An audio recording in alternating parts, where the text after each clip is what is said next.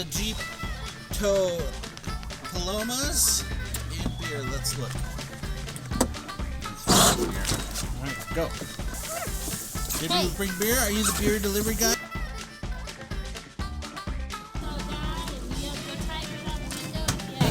They don't have boiled peanuts in Colorado. We have not found boiled peanuts here. What's that? Andouille? Uh-huh. And they would harvest, I mean, millions of dollars worth of crawfish. So it depends on the hurricanes and the weather, really. Like it's the rain. So they grow these in rice ponds, and in the off season, if you're not doing crawfish, they're growing the rice in there, so they get 2 harvests from it. Someone will be boiling once a week. You yourself may do 2-3 boils in a season. Yeah. Just because it's expensive. Someone in your friend group is going to be boiling. You always have one on the weekends, right? Yeah. So and what's the most you've ever bought at one time? I bought 50. I don't know. You for the restaurant. Me for the restaurants, I would buy 500 pounds. This is my grandfather's pot from 1944. He was a big deal banjo player in New Orleans his whole life. Past maybe 10 years ago, but this is still cooking. Throw in the crawfish, bring it back to a boil, let it boil 5-10 minutes, cut it off, let it soak for 5 to 10 with the veggies, and then we. Yes. What about the orange? Why? I don't know. That's what we're taught to do it. Yeah, no more getting big ones. Those are for the adults to eat. How much of this? All of it. Yeah. You can't. This is an experiment, so. You can't overseason crawfish. Just 2 of those. I didn't know how many, right? Yeah, I'll take this too. Once it gets tender, you add in your pineapple, your peanuts, and in the very beginning as well too. Get all that in there. You'll drop in your crawfish. Let your crawfish boil about 10 to 12 minutes, and then you turn it off. So you put a little splash of white vinegar in there, and that just kind of helps the shell come out of the meat very nice. Makes it easy to peel. Andouille sausages and pineapple. We're gonna do the 2 potatoes first though.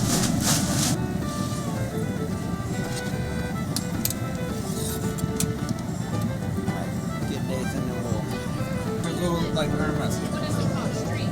That's the honorary first one. Was that Jeff? No. Alright. Watch it. They're just like, give me another beer. That's the best part of it, honestly. Tell us. Alright, do half. Oh, not that one. I wanted that one. Alright, go ahead and drop them. Yeah. Got some spice in my eyeball. Oh, oops. That's a bomb to them. Do you want one, Daddy? Do I want one? No. I was just, I put some grass on there. I was like, get the grass out. That's the plan. What are you doing? Now we gotta boil it. We gotta come to boil. We're gonna add the corn to it now.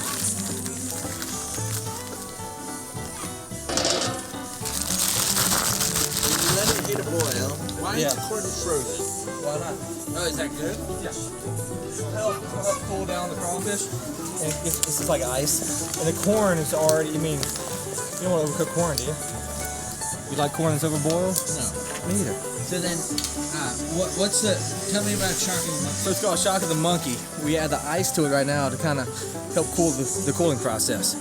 And at the same time, it's going to help all that liquid absorb into the crawfish naturally. Right there, see? Spread that right out, like that. Put the lid back on top. Let it set about 20 minutes, and then you got boiled crawfish. So Well, spread it out. Get your thing. Ready? Small boil. Small boil. We got another Oh, one. is that a small one? It's a tiny one. Everything else goes faster than the crawfish. So all the things, your potatoes, your garlic, your yams, your corn, soak up all of the juice from the crawfish, and they taste even better most of the time. And then you put butter on it, and it's amazing. What are you dipping? Ketchup, mayo, and hot sauce. And horseradish. Dipping your crap and your stack. Everything. Your brain steak. Yeah, my brain stack. Look how clean. I got a hot dog.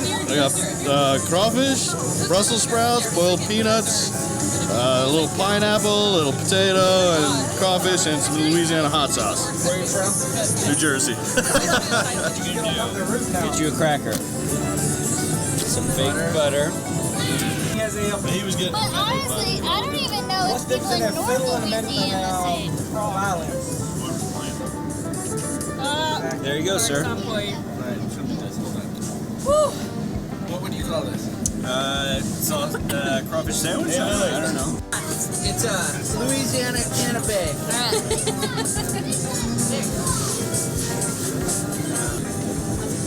A boiled cherry potato, one bite, and you blast away with it.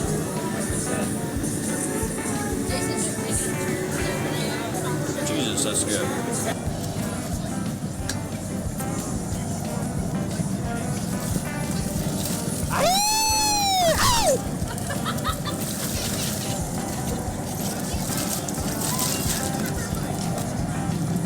There we go.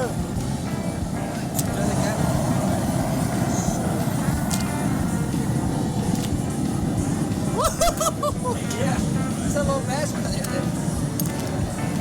There we go. Bubbles. I want a rolling boil. Once it comes to that, I'm gonna kill the fire, let them soak for 10 to 15, and then we're going to eat all of them. After growing up in the south of Minnesota, I learned how to boil crawfish. First time boiled crawfish, you never forget.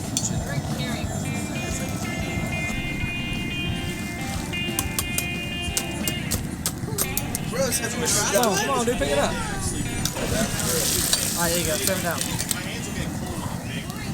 You got it? Yeah. Oh, God!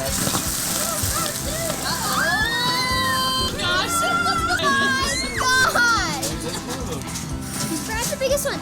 Biggest one. Where is it? Where is it? Where is it? I don't know. Right here. Appreciate it. It's a good boil. Yeah, thank you guys for coming to Longmont, Colorado.